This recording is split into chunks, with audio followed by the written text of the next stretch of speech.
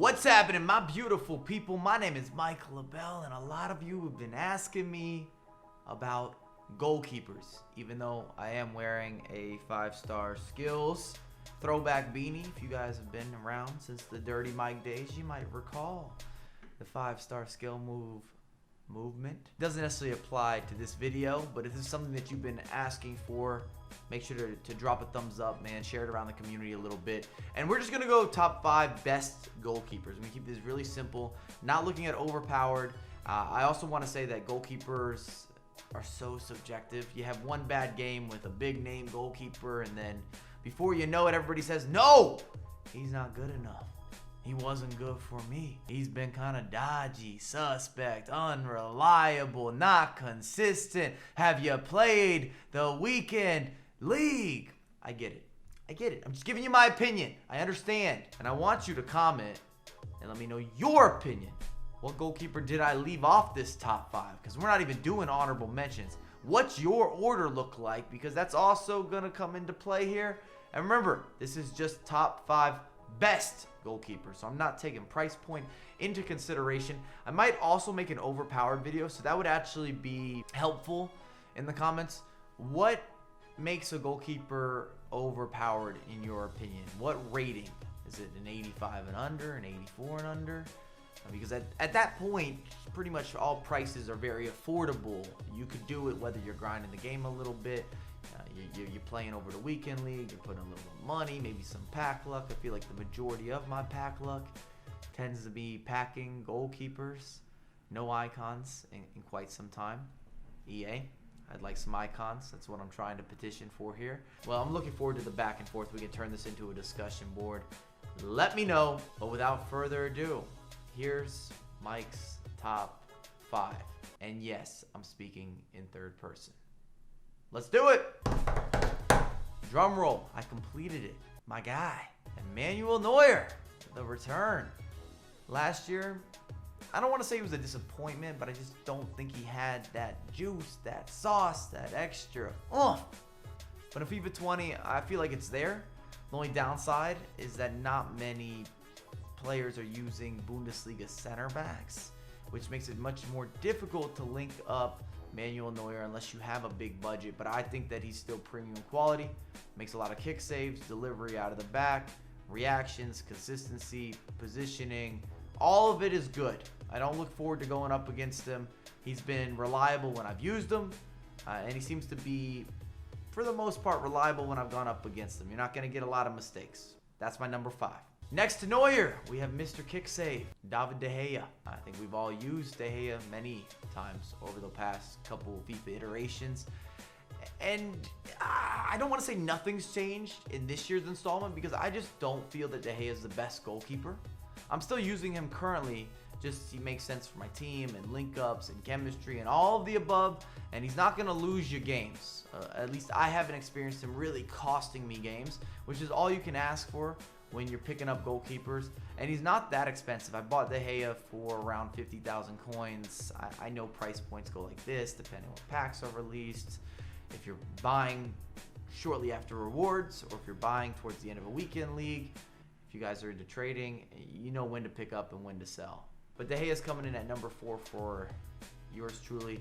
And I would have him as the best goalkeeper in the Premier League. I guess Neuer would technically be the best goalkeeper in the Bundesliga. So maybe a little bit of some foreshadowing for the next 3 on the countdown. YASHIN!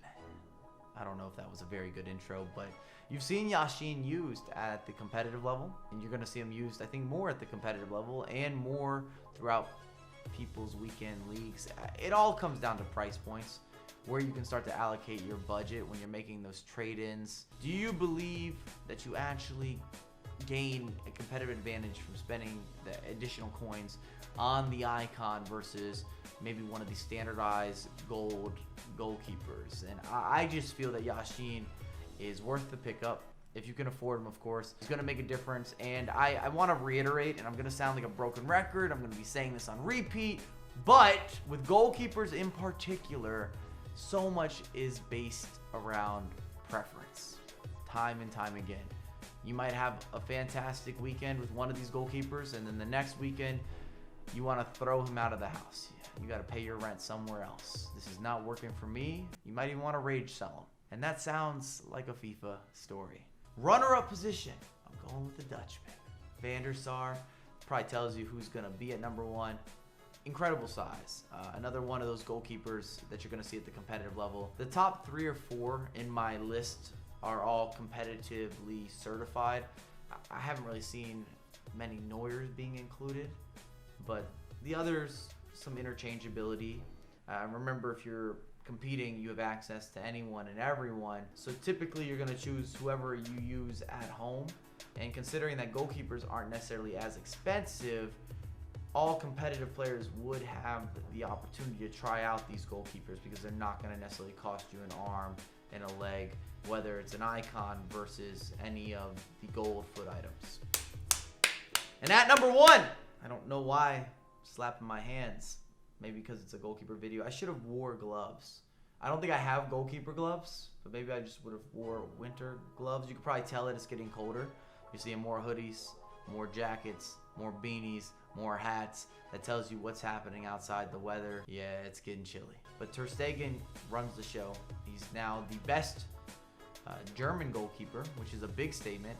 And if you ask around the community, if you're playing a lot of weekend league, it's really hard to argue there's a better goalkeeper than Ter Stegen. The amount of games that I have maybe cursed at Ter Stegen, my opponent's Ter Stegen, or yelled out in rage, throwing something because I can't beat this guy. When you go up against that opposition that's in drop back, and every time you beat him, you get that little inch of space. You finally got through his defense in his midfield, and then Ter Stegen goes out of nowhere and pushes it off to the side. Worse, catches it, pops it over the crossbar, bats away. I think we all have experienced that before. Another one of those players you love to have and you hate to go up against. Ter Stegen rules the countdown. Let me know in the comments, what's your top 5 look like? Would you replace anyone? Do you agree? Do you disagree? I think with goalkeepers, we have to agree on some of these guys. And I really want to know what signifies overpowered. What's the criteria when you're looking at goalkeepers? Is there a certain rating? Is it a price point? Who would you put into that category? Does it need to be a cheap beast? I'm asking. I'm not really that sure with goalkeepers in this year's installment what classifies them as overpowered. But thanks again for watching, and I'll have a lot more content come for you ASAP.